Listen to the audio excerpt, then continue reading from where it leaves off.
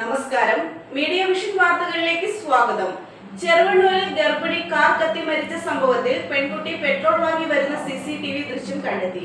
ഭർത്താവ് രജിലാലിന്റെ മൊഴിയെടുത്ത് പോലീസ്. ചെറുവണ്ണൂർ കക്കറമുക്ക് റോഡിൽ കാറ് കത്തി 6 മാസം ഗർഭിണിയായ സോന മരിച്ച സംഭവത്തിൽ പെട്രോൾ പമ്പിൽ നിന്നും ലഭിച്ച CCTV ദൃശ്യം പോലീസിന് നിർണായകമായി. വെളുത്ത കന്നാസിൽ പെട്രോൾ വാങ്ങി തിരിച്ചു പോകുന്ന ദൃശ്യമുണ്ട്. ഇതിനെ തുടർന്നാണ് അന്വേഷണം പുരോഗമിക്കുന്നത്. കാറിൽ പെട്രോൾ കത്തിയാണ് തീപിടുത്തമുണ്ടായതെന്നുമാണ് അന്വേഷണ സംഘത്തിന്റെ നിഗമനം. ഇതുമായി ബന്ധപ്പെട്ട് അമ്മാവൻ സത്യൻ ഉൾപ്പെടെയുള്ളവരെ പോലീസ് സ്റ്റേഷനിൽ വിളിച്ചു വരുത്തി CCTV ദൃശ്യം കാണിച്ചിരുന്നു. കാറിന്റെ ഉൾവശം മാത്രമാണ് കത്തി നശിച്ചത്. ഡീസൽ ടാങ്കിനോ എഞ്ചിൻ ഭാഗത്തോ തീപിടിച്ചിട്ടില്ല. അതിനാൽ തന്നെ സോന തന്നെ പെട്രോൾ ഒഴിച്ച് കത്തിച്ചതാണോ എന്നാണ് അന്വേഷണ സംഘം പരിശോധിക്കുന്നത്. 65% പുറത്തും കൈക്കും പൊള്ളലേറ്റ രജൻലാലിന്റെ മൊഴി കഴിഞ്ഞ ദിവസം എടുത്തിരുന്നു. വിവാഹശേഷം സോന ഭർത്തൃവീട്ടിൽ നല്ല പെരുമാറ്റമായിരുന്നുവെന്നും ഒരുമിച്ചാണ് ഭക്ഷണം കഴിക്കാറുണ്ടായിരുന്നതെന്നും വിലപിടിപ്പുള്ള സൗന്ദര്യവർദ്ധക വസ്തുക്കൾ വാങ്ങി നൽകുകയും ചെയ്തിരുന്നതായി രജൻലാലിന്റെ അമ്മയും സഹോദരിയും പറഞ്ഞു. പ്രശ്നവും പനിക്കില്ല. ഡിസംബറിൽ വന്നിക്ക് പിന്നെ പോയിക്ക് മാസത്തിനോട് ഗർഭിണിയാക്കി പിന്നെ ഒരു പ്രശ്നവും പനിക്കില്ല, ഞാളും പനിക്കില്ല. അന്നേരേ ഒന്ന് നോക്കുന്നുണ്ട് നല്ലോണം. പിറ്റേ അന്നേനും പറഞ്ഞിക്ക് അമ്മയമ്മക്ക് ഇങ്ങനെ നാളെ സ്കാനിങ്ങിന് പോകണം, പിന്നെ എന്നിട്ട് എനിക്ക് ഗൾഫിലേക്ക് പോകണാഴ്ച കഴിഞ്ഞിട്ട് എന്നിട്ട് ഡെലിവറിക്ക് ഞാൻ വീണ്ടും സെപ്റ്റംബറിൽ നിന്നും പറഞ്ഞു പോയ മോനാ. പിന്നെ ഇങ്ങനെയാണ് പറ്റുന്നത്. ഇല്ലേനും ഓള് 9 കൊല്ലം ഇവിടെ വന്നിട്ട് അല്ല 9 മാസം ഞാൻ എൻ്റെ സ്വന്തം അനിയത്തിൻ്റെ തൊട്ടാണ് അവളെ കണ്ടത്. കാരണം അത്രയൊരു കൂടെ പിറപ്പേനു. കാരണം എവിടെ പോകുന്നുണ്ടെങ്കിലും എന്നെ മോളെയും കൂട്ടാണ്ട് പോലും ഒരു സ്ഥലത്തും പോക്കില്ല. ആ ദിവസം മാത്രം അവൾ എന്നെ കൂട്ടാണ്ട് പോയിരുന്നു. രാവിലെ ഞങ്ങൾ പോയിട്ടുണ്ട്, പിന്നെ തിരുവള്ളൂരിൽ പോയി കാണിച്ച് വന്നതാണ്. എന്നെയും ഏട്ടൻ ഇവിടെ ഇങ്ങനെ ഒരു ലേശം സ്പ്രേൻ്റെ എന്തോ ഇതുകൊണ്ട് പൊള്ളിക്കാൻ ലേശം ഒരു തോല് പൊളിഞ്ഞു. അപ്പോൾ അത് കാണിക്കാൻ വേണ്ടിയിട്ട് ഞങ്ങൾ പോയി വന്ന് പിന്നെ ഇവിടെ നിന്ന് മുകളിൽ കയറിയിട്ട് ഒരു ബാഗ് എടുത്തോളൂ പറഞ്ഞ് ഞാൻ പോവാണ്. ഞാൻ ചേടിയാടി പോകുന്നത് ചേട്ടനോട് ഭയങ്കര ഒരു ചിരി അവൾ ചിരിച്ചിരിക്കുക. അപ്പോൾ ഞാൻ ചോദിച്ചിട്ട് ഞാൻ എന്താ ചിരിക്കുന്നതെന്ന് ചോദിച്ചാൽ ഒന്നുമില്ലാന്ന് പറഞ്ഞു. ഓളങ്ങ് ഇറങ്ങിയാലോ ഞാൻ അച്ഛനോട് ചോദിച്ചു, അച്ഛൻ പോലെ അവിടെ പോയത്. അന്നേരം അച്ഛൻ പറഞ്ഞ പോലെ വാലിയർക്കോട് അമ്മേൻ്റെ അനിയത്തീൻ്റെ വീട്ടിൽ പോയതാന്ന് പറഞ്ഞു. പിന്നെ ഇടയ്ക്കിടയ്ക്ക് ഓളെ അമ്മേൻ്റെ അനിയത്തീൻ്റെ മോളെ കെട്ടുന്നത് ചെക്കനുമുണ്ട്. ഓല് രണ്ടാളും കൂടി വന്ന് ഓളെ കൂട്ടിക്കൊണ്ടു വെക്കുന്നുണ്ട്. കാരണം കൂട്ടിക്കൊണ്ടൊരു വൈകുന്നേരമൊക്കെ ഓള് വരുത്തേ. അപ്പോൾ ഞാളോട് ഓളെ ഒരുങ്ങി ഇറങ്ങിയിട്ടാണ് പറയുക ഞാൻ പോകുന്നതെന്ന്. അപ്പോൾ നമുക്കൊന്ന് ഞാൻ ചോദിക്കും എവിടെയാണ് പോകുന്നതെന്ന് പറഞ്ഞാൽ അച്ചു വന്നിരിക്കുന്നത്. അച്ചു എന്നാന്ന് വിളിക്കുക. അവളെ ഇവിടെ വേലക്കാരത്തിനോട്ടാണ് കണ്ടത്. പിന്നെ ഞാൾ ഭക്ഷണം കൊടുക്കലില്ല, ഞാൾ കരഞ്ഞതൊക്കെ അഭിനയാന്നൊക്കെ പറഞ്ഞിട്ട്. പക്ഷെ ഞങ്ങൾക്കറിയാം എത്രത്തോളം ഓളെ നോക്കിയിരിക്കുന്നത്. നിങ്ങൾ ഞാളോട് ചോദിച്ചിട്ടില്ലെങ്കിലും നിങ്ങൾ വീട്ടിൻ്റെ അടുത്തുള്ളവരോടൊക്കെ ചോദിച്ചാൽ മതി എങ്ങനെയാണ് ഞാളോളെ വളർത്തിയതെന്ന്. കാരണം അത്രയും സ്നേഹമാണ്.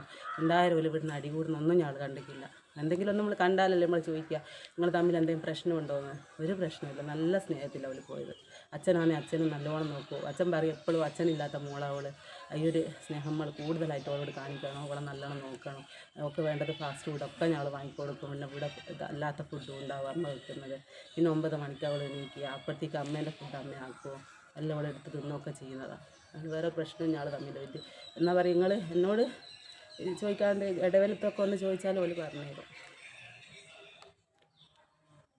അന്ന് പോകുമ്പോൾ ഡോക്ടറുടെ അടുത്തേക്കല്ല പോയത്, അല്ല അമ്മേൻ്റെ അനിയത്തി. കാരണം ഞങ്ങൾ തിരുവള്ളൂരിൽ നിന്ന് BP ഞങ്ങൾ നോക്കിയിരുന്നു.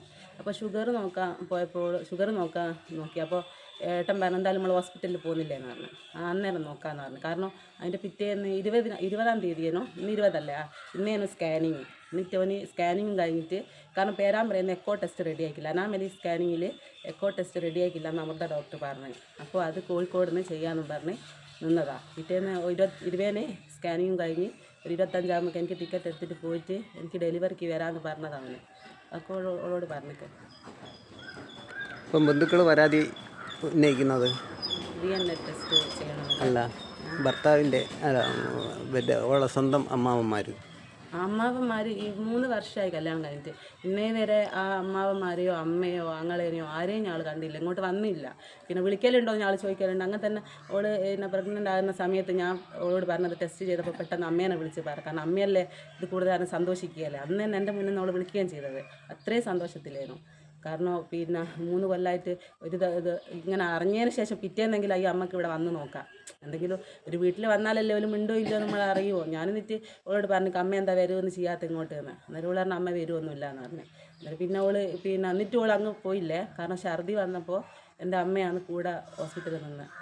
എൻ്റെ ഭർത്താവിൻ്റെ അടുത്താണ് ഞാനും എൻ്റെ ഭർത്താവും കൂടിയാണ് ഇപ്പോൾ കുഴിമന്തി ഒക്കെ വാങ്ങിക്കൊണ്ട് കൊടുക്കൽ. പിന്നെ ഞങ്ങൾ ആഴ്ചക്ക് പള്ളിയത്ത് പോയിട്ട് കുഴിമന്തി കഴിക്കും, പിന്നെ മുട്ടയും പത്തിരിയും കഴിക്കും.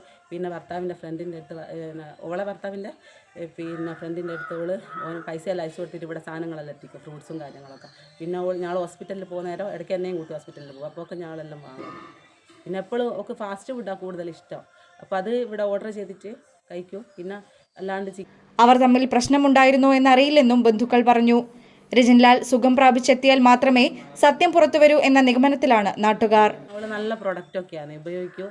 അപ്പോൾ പിന്നെ ഓൺലൈനായിട്ടും വാങ്ങും, അല്ലാണ്ട് പേരാമ്പ്ര പോയിട്ടും വാങ്ങും. പിന്നെ മുടി തന്നെ സ്ട്രൈറ്റ് ചെയ്യാനൊക്കെ 6,000 റുപ്യ അയച്ചു കൊടുത്താൽ ഗൾഫിൽ നിന്ന് ഞാനും കൂടി പോയിട്ടാണ് ചെയ്തത്. എല്ലാത്തിനും എന്നെ കൂട്ടുകാരെ പോകുന്നുണ്ടെങ്കിൽ അവൾ ഇട്ട ഡ്രസ്സ്, പിന്നെ അവൾ വേറെ ഡ്രസ്സ് എടുത്തിട്ടുണ്ടെന്ന് തോന്നുന്നു. ഇവിടെ നിന്ന് ഇട്ട ഡ്രസ്സല്ല അവൾ വീഡിയോയിൽ കാണുന്നത്. അവൾ പറഞ്ഞിട്ട് ഡ്രസ്സ് എടുത്ത് ഞാൻ കുളിയെല്ലാം കഴിഞ്ഞിട്ട് വരികയെന്ന് പറഞ്ഞെന്ന് തോന്നുന്നു. ഏട്ടൻ പറഞ്ഞു കുളിച്ചോന്ന് പറഞ്ഞാൽ ഞാൻ കുളിക്കുന്നില്ല, ഇപ്പോൾ ആടുന്ന് കുളിക്കാമെന്ന് പറഞ്ഞുകൊണ്ട് ഡ്രസ്സ് അങ്ങോട്ട് എടുത്തിട്ടുണ്ടാവും. ബാഗുണ്ടല്ലോ, ബാഗിൽ നമ്മൾ നോക്കൂലല്ലോ എന്തെന്നുള്ളത്. കെന്നാസൊന്നും ഇവിടെ അങ്ങനത്തെ ഒരു സാധനം ഇല്ല, അതുകൊണ്ട് ഇവിടുന്ന് എടുത്തായിരിക്കുകയല്ല. കുപ്പിയാണ് നമുക്ക് പറയാം, ഇവിടുന്ന് ഏതെങ്കിലും കുപ്പി ഞാനും ചെയ്യലില്ല, ഓളും ചെയ്യലില്ല. ഞങ്ങൾക്ക് വൈകുന്നേരം രാവിലത്തേതെല്ലാം ചോറും കറിയെല്ലാം ഇവിടെ വെക്കുകയില്ലേ, അത് ഓള് ഞങ്ങൾക്ക് കൊണ്ടുത്തരും. വൈകുന്നേരം ഒരു കട്ടൻ ചായ ഓള് കൊണ്ടുത്തരും. നേരത്തെ അച്ചാച്ച കട്ടൻ ചായ, അച്ചാമ്മ കട്ടൻ ചായ പറഞ്ഞ് കൊണ്ടുത്തരും. നാളെ കുടിക്കും.